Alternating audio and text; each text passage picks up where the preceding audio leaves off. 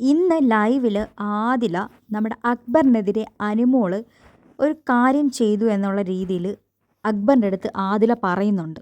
അത് കേട്ടിടം തൊട്ട് അക്ബർ ഭയങ്കര ഡൗൺ ആണ്. കാര്യം എന്താണെന്ന് വെച്ച് കഴിഞ്ഞാൽ ആദില എവിക്ഷനായി ഒരിടയ്ക്ക് ഒരു ഫേക്കായിട്ടുള്ളൊരു എവിക്ഷൻ ഇവിടെ നടത്തിയായിരുന്നല്ലോ. ആ ഒരു പ്രാങ്കിനകത്ത് ആദില ഔട്ടായി പോകുമെന്ന് തോന്നിയ നിമിഷത്തിൽ ഇവർ ആദില, നൂറ, അനുമോൾ അന്ന് ക്ലോസ് ഫ്രണ്ട്സ് ആയിരുന്നു. അവർ എഗെയിൻസ്റ്റ് അക്ബർ ആയിരുന്നു അല്ലേ. ആ ഒരു പെർട്ടിക്കുലർ ടൈമിൽ അനുമോളുടെ PR-ൻ്റെ നമ്പർ എഴുതി ആദിലയുടെ കൊടുത്തു വിട്ടു. എന്തിന്?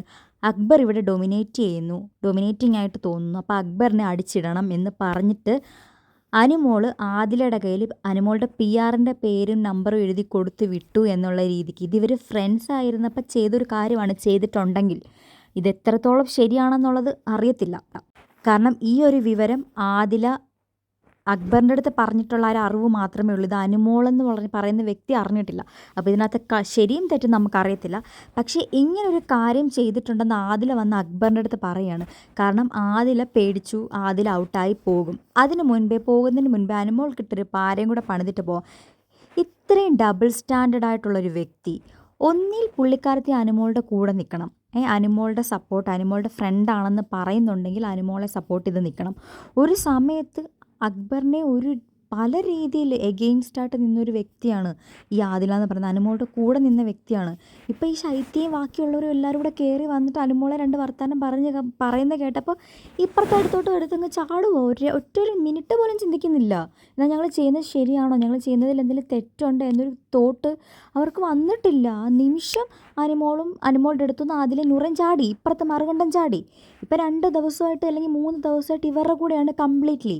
ഇപ്പം ഒരു കോംപ്രമൈസ് ടോക്കിന് ആദില നൂറയും വിളിച്ചപ്പോൾ പോലും ആദില വന്നിട്ടില്ല. നൂറയായിരുന്നു അവിടെ ഇരുന്ന് സംസാരിച്ചത്. കാരണം നൂറയ്ക്ക് പേടിയുണ്ട്, അനുമോളുടെ അടുത്തുനിന്ന് മാറി നിന്ന് കഴിഞ്ഞാൽ നൂറയ്ക്ക് പണി കിട്ടുമോ എന്നുള്ള പേടിയുണ്ട്. ആ ഒരു പേടി വെച്ചിട്ട് നൂറ ഇരുന്നു. പക്ഷെ ആദില ഇരുന്നില്ല. കാരണം ആദില എങ്ങനെ അനുമോളുടെ മുഖത്ത് നോക്കും? അനുമോൾ പറഞ്ഞൊരു കാര്യം ആദില എടുത്തിട്ട് കൊടുത്തു എല്ലാവരുടെയും മുൻപിൽ. ഇതിപ്പോൾ സത്യമാണോ കള്ളമാണോ എന്നറിയത്തില്ല. എന്തായാലും അക്ബർ ഭയങ്കരമായിട്ട് ഡൗൺ ആയിരുന്നു. അക്ബർ ഒരുപാട് ഇരുന്ന് കരയുകയും വിഷമിക്കുകയൊക്കെ ചെയ്യുന്നുണ്ടായിരുന്നു. വൈകുന്നേരം തൊട്ട് ആദില പറഞ്ഞ മിനിറ്റ് സമയം തൊട്ട് അക്ബർ കരയാണ്. ഇപ്പോൾ വൈകുന്നേരം വന്നിട്ട് ഒനിയിലും മറ്റേ അഭിലാഷും കൂടെ ചോദിക്കുകയാണ് എന്ത് പറ്റിയെന്ന് ചോദിച്ചപ്പം അക്ബർ ഇത് ഓപ്പണായിട്ട് പറയുകയാണ്. അപ്പോൾ ഇപ്പോഴാണ് ഒരു വ്യക്തത വന്നത്, ഇതായിരുന്നു സംഭവം എന്ന്. പലപ്പോഴും ഇങ്ങനെ കയറിമാറിയൊക്കെ പറയുന്നത് ലൈവിൽ ഇങ്ങനെ കേൾക്കാം എന്നല്ലാണ്ട് എന്താണെന്നൊരു കറക്റ്റ് ക്ലാരിറ്റി വന്നത് ഇപ്പോഴാണ്. പലരും പലതാണ് പറഞ്ഞുകൊണ്ടിരുന്നത്. അനുമോളുടെ PR അങ്ങനെ ചെയ്യുന്നു, ഇങ്ങനെ ചെയ്യുന്നു എന്നുള്ള രീതിയിലായിരുന്നു ആദ്യമൊക്കെ എനിക്ക് മനസ്സിലായത്. പക്ഷേ ഇപ്പോൾ അക്ബർ അത് ക്ലിയർ ആയിട്ട് ഇവരുടെ അടുത്ത് പറഞ്ഞപ്പോഴാണ് ഇങ്ങനെയാണൊരു സംഭവം എന്നുള്ള രീതിക്ക് അറിഞ്ഞത്. എന്തായാലും ഇത് അക്ബറിൻ്റെ ഗെയിമിനെ നന്നായിട്ട് ബാധിച്ച് അക്ബർ കുറേ ഡൗൺ ആയിട്ടുണ്ട്. ഇത് എത്രത്തോളം സത്യമാണ് കള്ളമാണെന്നുള്ളതൊക്കെ അനുമോൾ ഇത് അറിഞ്ഞാൽ മാത്രമേ ഇത് പറയാൻ പറ്റത്തുള്ളൂ.